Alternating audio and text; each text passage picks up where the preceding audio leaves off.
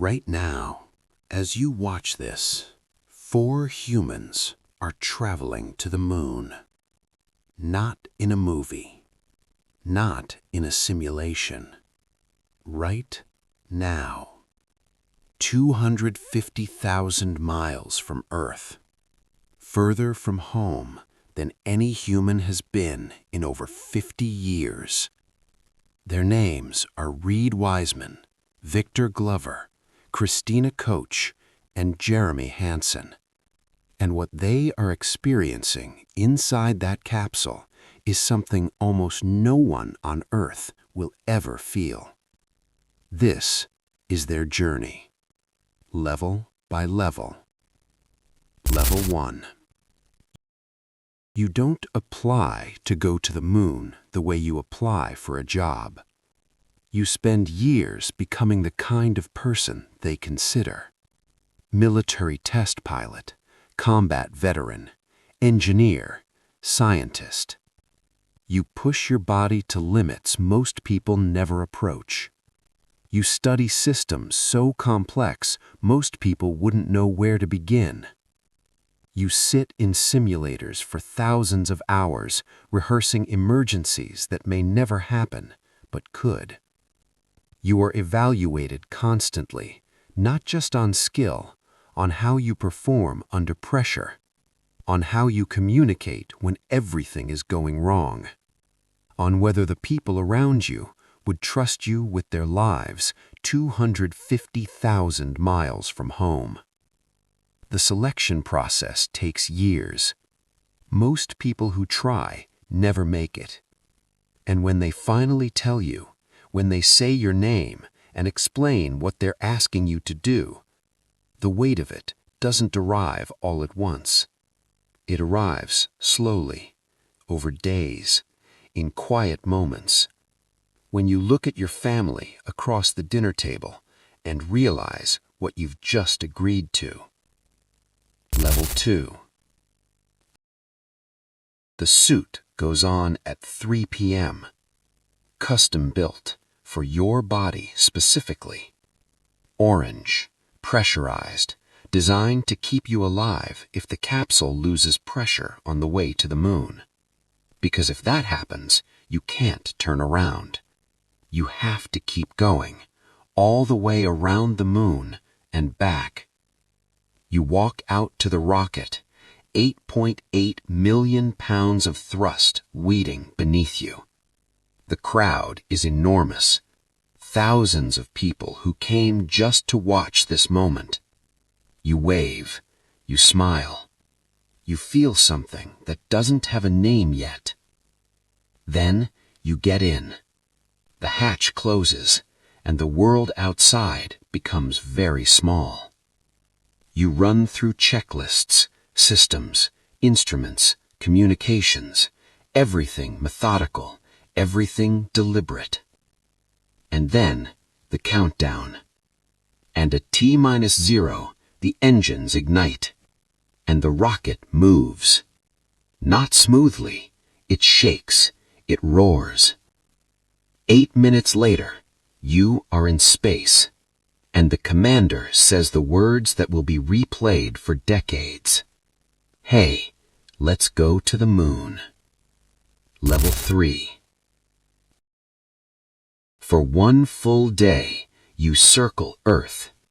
Not heading to the moon yet, just orbiting, checking every system, making sure everything works before the next burn that cannot be undone. You look out the window. And there it is, your planet, lit up on one side, dark on the other. The curve of it, the silence around it. Christina Koch described it. There's nothing that prepares you for the breathtaking aspect of seeing your home planet. Then, on Thursday evening, the engine fires for 6 minutes, and everything changes. The translunar injection burn accelerates Orion, breaking free of Earth's gravity, setting a course for the moon. And the moment that burn completes, there is no quick way home. You are committed. For the first time since Apollo 17 in 1972, humans have left Earth orbit. Jeremy Hansen, the Canadian astronaut aboard, speaks to the world from inside the capsule. Humanity has once again shown what we are capable of. You are now going to the moon. Level 4. 3 days out. The Earth behind you is no longer the world you know. It's a marble, glowing, blue and white, getting smaller every hour. And the moon ahead is getting larger. You are inside a capsule roughly the size of a minibus. 4 people, 10 days, no privacy, no escape. Outside the window, nothing, just the absolute silence of deep space.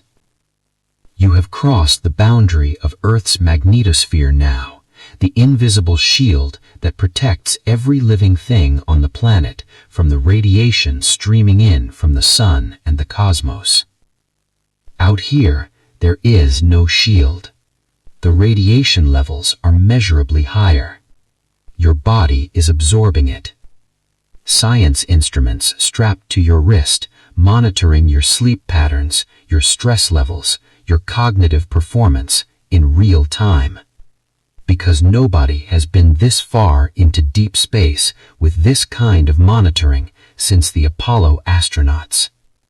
And what they learn from your body on this journey will determine whether humans can survive the journey to Mars. You are not just an astronaut. You are the data. Level 5. April 6th. Day 6 of the mission. Orion approaches the moon. You are now closer to the lunar surface than any human has been in over 50 years. You look out the window. A basketball held at arm's length. That's how big the moon appears from where you are. And as the spacecraft curves around, something happens that almost no human being in history has ever experienced. You see the far side of the moon with your own eyes, not a photograph, not a probe's camera, your own eyes. The side of the moon that permanently faces away from Earth, the side that remains hidden to every human being standing on the surface of our planet. You see it. Ancient craters, lava flows frozen in time, ridges and slopes stretching for hundreds of miles, a silence so total it has a physical presence. And then the communication blackout begins. The moon moves between your spacecraft and Earth, and for nearly an hour, Mission Control hears nothing.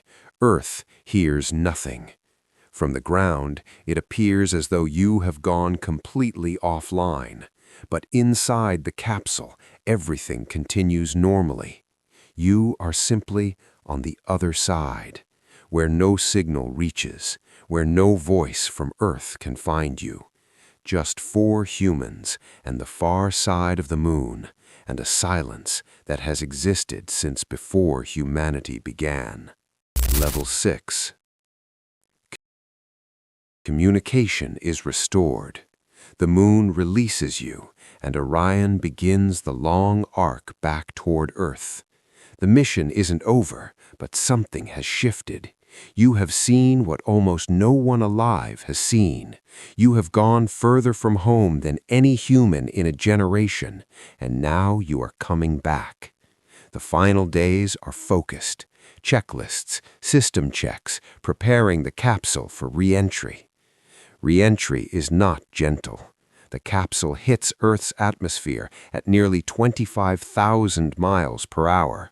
Temperatures outside the heat shield reach nearly 5,000 degrees Fahrenheit, hotter than the surface of the sun. Inside the capsule, you wait. There is nothing else to do. The spacecraft handles it, or it doesn't. Parachutes deploy, and on day 10, Orion splashes down in the Pacific Ocean off the coast of San Diego. Navy divers reach the capsule first. They check for leaks, they check for hot spots, and then the hatch opens, and you breathe air that isn't recycled, and you feel gravity for the first time in 10 days, and your legs don't work the way they used to. And none of that matters, because you made it. Level 7. Nobody prepares you for this part.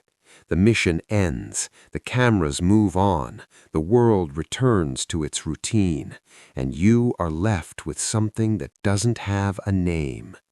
You have seen your planet from 250,000 miles away. You have floated in the silence between worlds. You have looked at the far side of the moon with your own eyes and understood in a way that no amount of reading ever could how small we are, how fragile, how extraordinary it is that anything alive exists at all on that small blue marble suspended in the dark. Astronauts who have been to space describe a phenomenon called the overview effect, a cognitive shift, a permanent change in the way you see the world.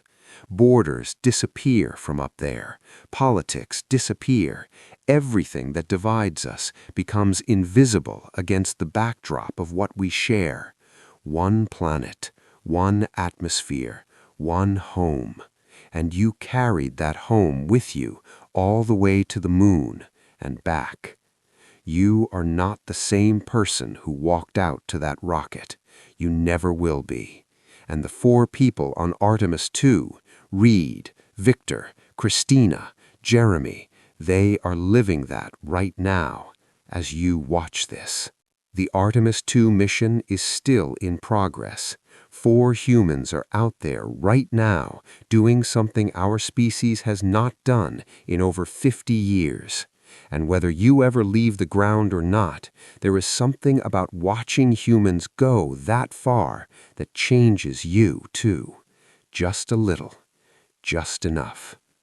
If you want to keep going deeper into the hidden levels, the classified lives, the systems most people never see, you know what to do. The next level is already waiting.